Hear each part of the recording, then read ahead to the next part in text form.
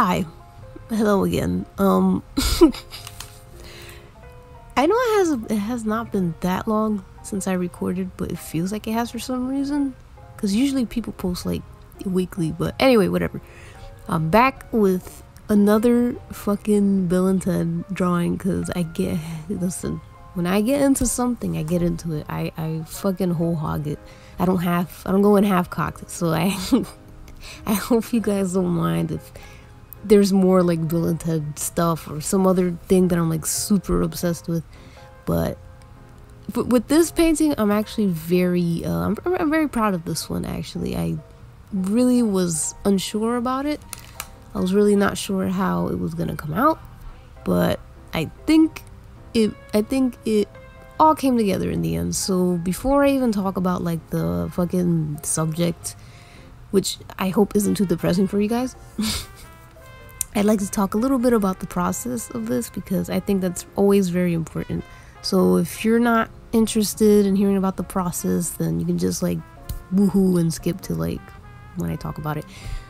Anyway, so this piece is very heavily inspired by the works of like Bob Peak. I think his name is Magnola. I don't know his name, I'm sorry. The guy who did the Daredevil drawings and stuff, and a little bit of Gigi Cavanago.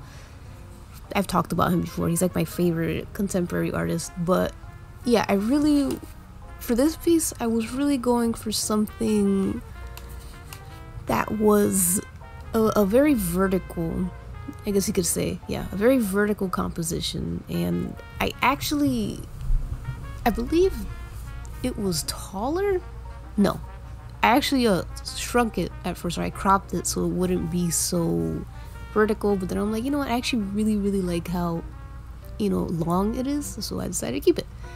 So yeah, I really also wanted to just make things so cluttered, because if you look at Bill and Ted, if you've ever seen Bogus Journey, their room is so fucking messy. Like, it's a total guy's room, like a total guy's room in the 90s, and it's just full of soda cans and just all this decor that makes no sense. Like, I love how their couch has like a cute little frilly they have cute little frilly, I don't know, those tassels. Yeah, not the couch, sorry, the couch cushions have like these cute little girly tassels on them, and I love that.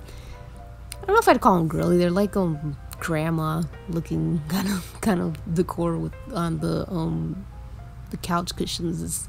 I don't know, I'm kind of going off on a tangent.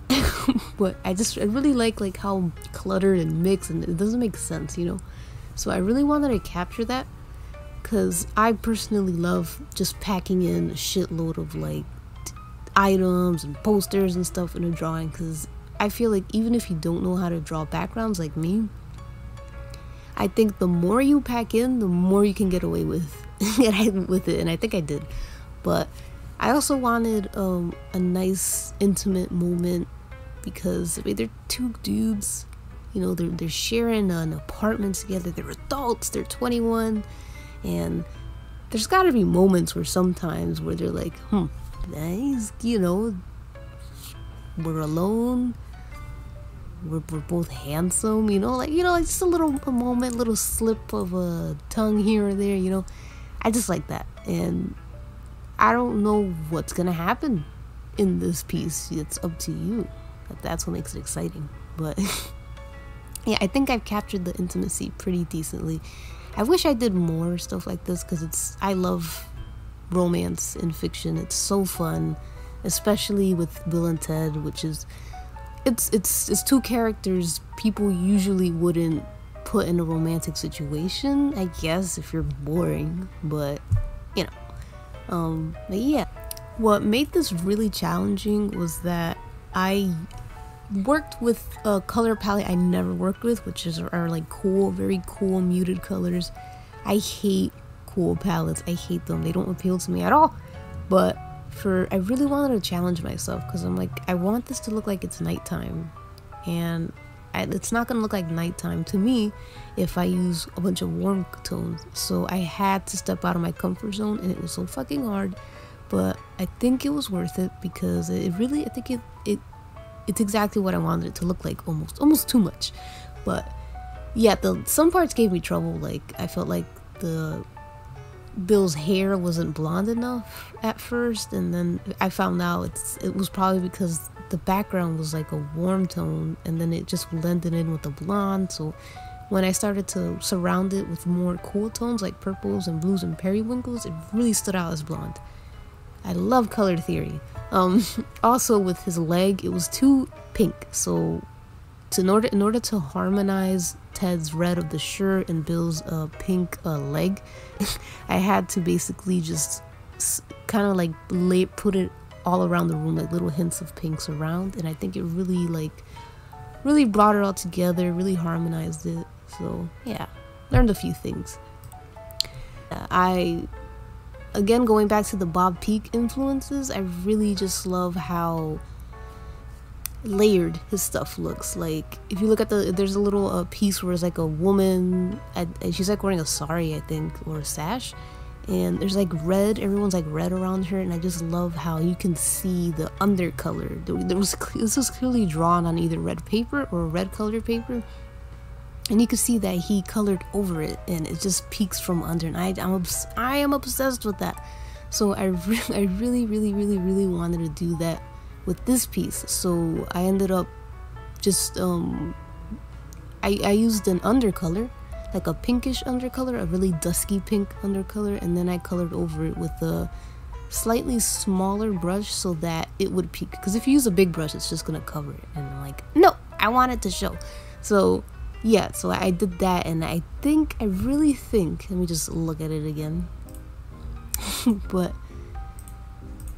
I think it worked, and I'm really happy I stuck with it. I almost didn't, because that's just how I am. I like to give up easily, but I think it really looks traditional. You could see the colors peeking out, which it's just really cool to me when you see colors peeking out from under, because it's like when you look at your hand and you could see all the blood under and the veins, and that's what it reminds me of.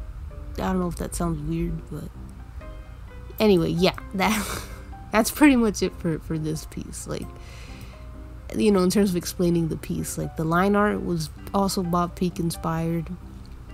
I just love his thick like lines and his thick shadows mixed in with like the painterly look. It's just it's magnifique. I love it. Now on to the topic of this video, which is why I don't want to pursue a career in art. And I find this interesting because I almost don't see any videos like this on YouTube. I was trying to find, like, I literally put in the titles, hey, why I don't want to do a career in art, why I don't want to have an art career. Nothing. All I see are people saying, here's how you could start in an industry, here's how to make money with art, blah, blah, blah, blah, blah. And it kind of made me sad, because it's like, it makes me feel alone in this, and it makes me feel like maybe I'm doing something wrong. But I guess that's why I'm making the video, because it's like, it's something I would like to see. Maybe I'll change my mind in a few years, I don't know. But anyway, let's get to the meat. So why I don't want to pursue a career in art? Well, number one, contracts. I fucking hate contracts. I don't like the idea of being committed to someone else's project for a long period of time. Like, I don't want people to contact me to like draw 50, 80 illustrations for like their childhood storybook for their son that they made or whatever. I don't want to do stuff like that. Like, I can't imagine dedicating months or even years of my art, of hours of my art, to someone else's project. It just, to me, that's kind of soul crushing. And the thing is, you have to deal with revisions and doing things in their way, because they'll be like, hey, I'm paying you this much for this and whatever. So that means, you know, if I tell you I don't like the way his hair looks, I want you to change it, you got to do it because you signed the contract. I don't like that. I know some people are okay with that. They can work with that. Some people literally love to draw other people's projects. That's fine, but I don't know, maybe I'm too selfish, but I really don't like the idea of dedicating so much time on someone else's stuff. It's just not fun to me, unless we're doing like a collaboration. Like for me, something that was someone else's project that I found fulfilling was I believe it was, damn, it's been so long since I colored for it, but the comic Rock and Riot, I used to do the colors for that. I think that was for like the 5th chapter, I don't remember. Sorry, Cherry, but yeah, I think it was the 4th or 5th chapter. She contacted me to do the colors, and I'm like, yeah, cool. And I had a blast because I liked the comic. It was fun, and it felt like a collaboration more than just me doing something for someone else. Like, I really liked that. That was fun. But there was a time where I was contacted to do coloring pages or something for a teacher. I hated that. I know those are more of commissions than contracts, but for me, a contract is like a commission you can't just say no to. I mean, that you can't just drop out of. Like, you can't drop out of a commission that has a contract to it. That's how I see it. But yeah, so I don't like contracts. I don't like doing other people's projects. It's boring. It's boring to me. Number 2, industry animation is uninspiring to me. I know people say that we're in a golden age of animation, but I just don't see it. All I see are magical girl inspired things or magic shit that I just don't care about. Like, I keep seeing that, like, oh, here's a new show coming out called Magical whatever, or here's a show inspired by Magical Madoka or Harry Potter. I'm like, I hate this concept. It's a personal thing, you know. It's not my favorite genre of like animation or animated shows. I know magic is the best way you could tell a story with magic in it is through animation or through books, but I just don't, it doesn't make me want to work in it, like, at all. And also, there's always like a shitload of anime references. I don't know why. We get it, you watch anime, it's great, but I keep seeing it. It's so annoying now. But that's just a gripe I have. Yeah, children's animation, just, I used to really want to work in it when I was in high school. I was like, I really did want to work in children's animation because I had a niece and she was a little baby, and I was just really inspired to work on things for kids. But I guess I just kind of like didn't want to do it anymore. Like, as I got older, the more I found it more interesting to tell more, I guess, complex, very complex stories. Not super complex, not like The Shining or anything like that, but just something that's just a little more mature, you know. And a kid animation just doesn't do that for me. It doesn't fulfill what I want, I guess, or it doesn't scratch that itch that I would like more animated shows to do, if that makes sense. But, you know, you're probably thinking, well, why not adult animation? Well, adult animation's garbage. It stinks. I don't care what people say. I don't care if there's 2 shows that are good. That's not enough. Like, I know BoJack Horseman, I've heard a lot of great things about the horse guy, and, you know, the storytelling I heard is very good, but call me fucking vain, but I hate the style of that show. I think the style is just really bad, and it pisses me off because you have great story and you have like such a shit art style. I hate that. I don't know why adult animation can't have the style of children's animation and then have the story, you know what I mean? Like, it's like they always want to either be like sitcoms or just like super boring. I don't know, it sucks.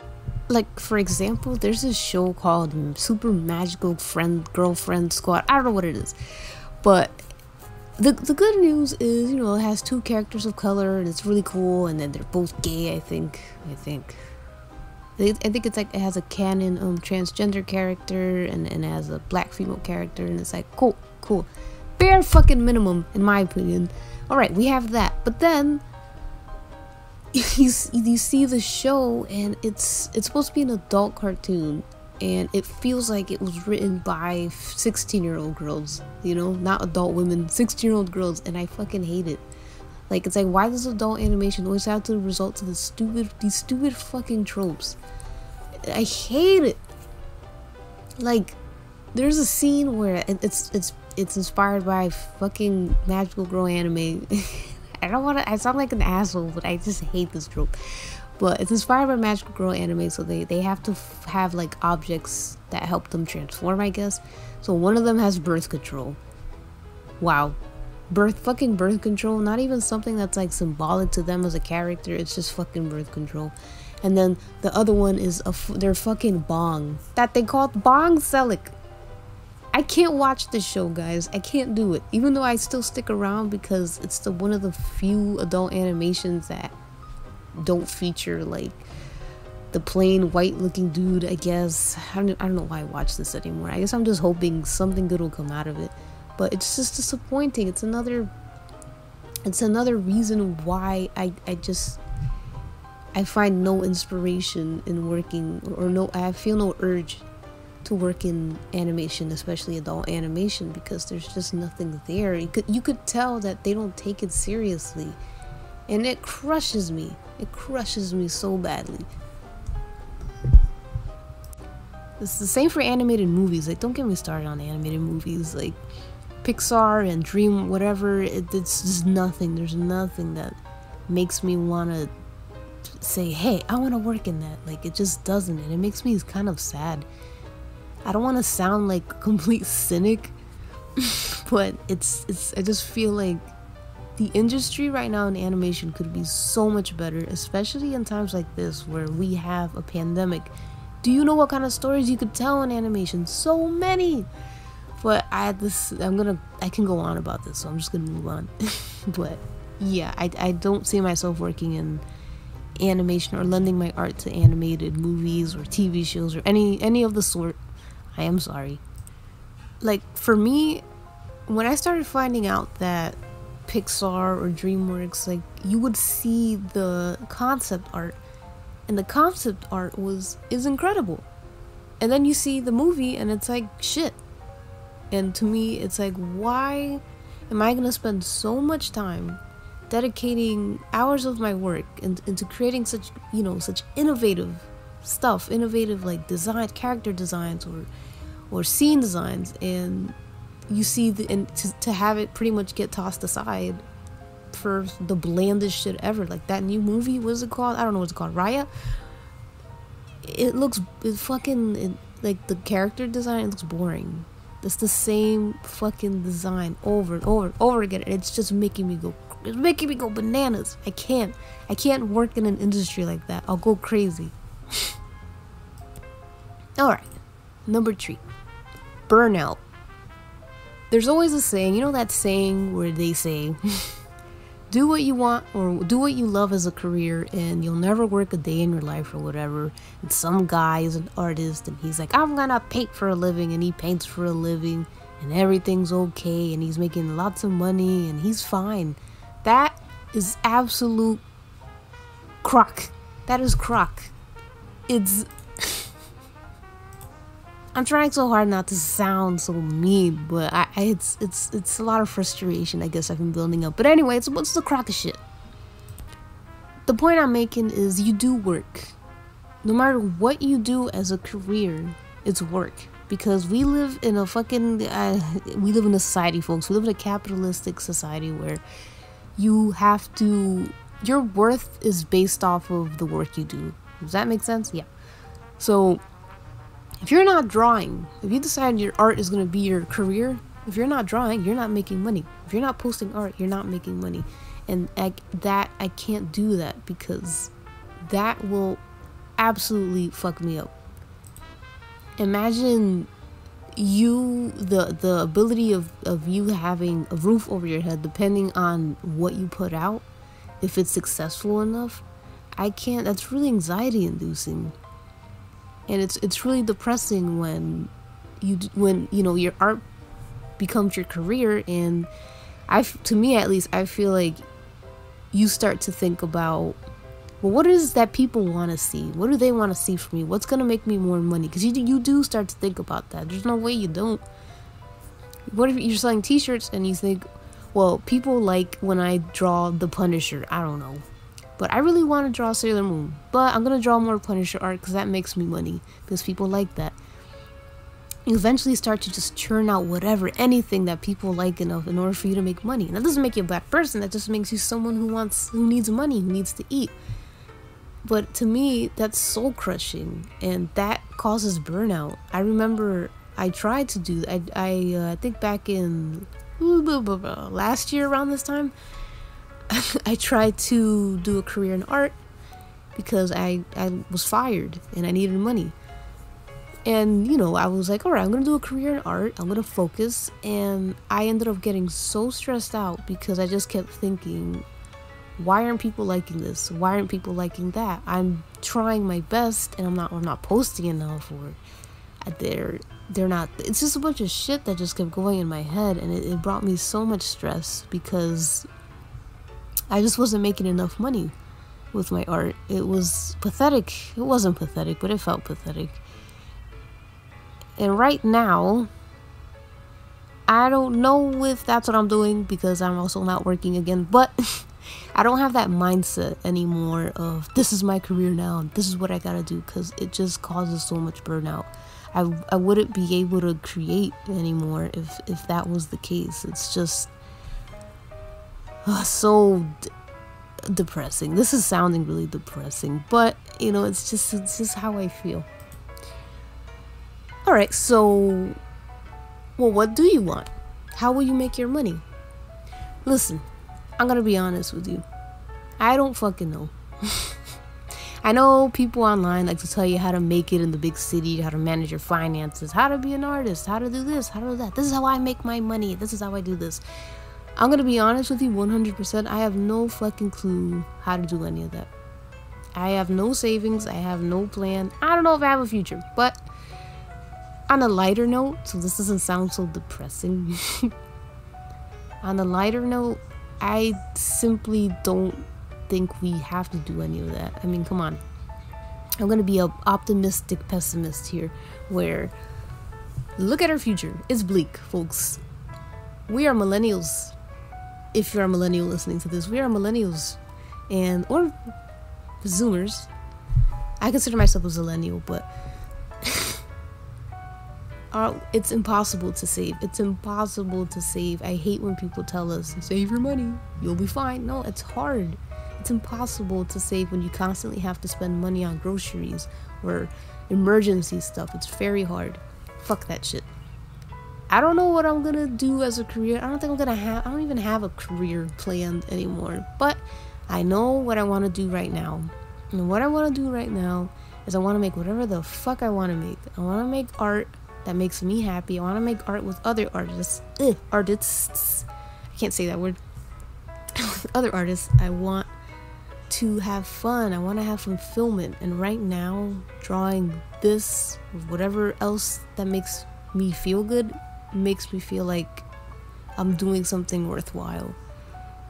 And there's no need for me to churn out anything if I'm not thinking of this, I'm doing this as a career. Like, it's just me doing whatever I want. That's what I want to do. Just whatever I want, whenever I want. And yeah, I do want to make money, enough money that'll sustain me from that. But is it realistic? Probably not, but who cares? You know? I mean, if there's anything, I guess, that I would really want to do to work in, is probably work in movies. Like, I really love horror movies. I love them. I'd love to work behind the scenes in horror.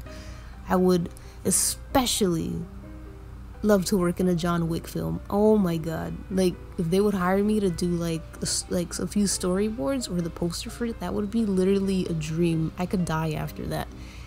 But when in the hell would I ever get that opportunity? Like, when would they say, hey, we'll pick you? That's not gonna happen. So I can only just keep making fan art and hope for the best. But yeah, I don't want this to sound so depressing. I'm not being doomy and gloomy here just for the sake of it. It's just, I want you guys to hear a very honest take on these things, because I see so many artists on YouTube just do this whole everything's okay, you know, I'm just packaging these 50 gazillion orders like it's not stressing the shit out of me, and it's fine, you know, I have all these sources of income. Like it's not as easy as they make it seem. It's not just because you're really good at art or you love to do art doesn't mean you have to make it into a career. You don't have to have a career in anything. You don't have to have a career in science or any of that shit. Just fucking do what you want to do. Especially now, we don't know what the future is gonna be like. We never do, but we definitely don't know now. So all I'm saying is, I know what I'm doing right now, and I'm just making art, and I'm figure out the money thing somehow. But I just don't feel like I should stress myself out over, oh my god, I'm never gonna make anything of myself. I'm never gonna be, you know, work in an industry or this and that. Your art is still valid. Your art is still important, no matter what you decide to do with it. This is all over the place, but I hope this kind of helped a little bit. I hope it was a little cathartic, if anything.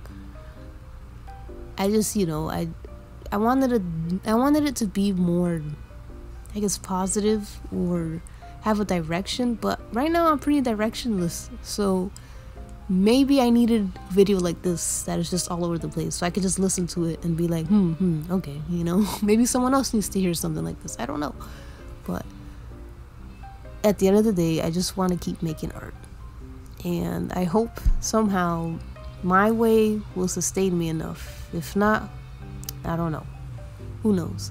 But I hope you enjoyed the video for what it was worth, and I hope you all have a good day. And I don't know, vote, I guess. Two-party system. Anyway, enjoy the rest of your day or night, and we'll see you later. I love you. Bye.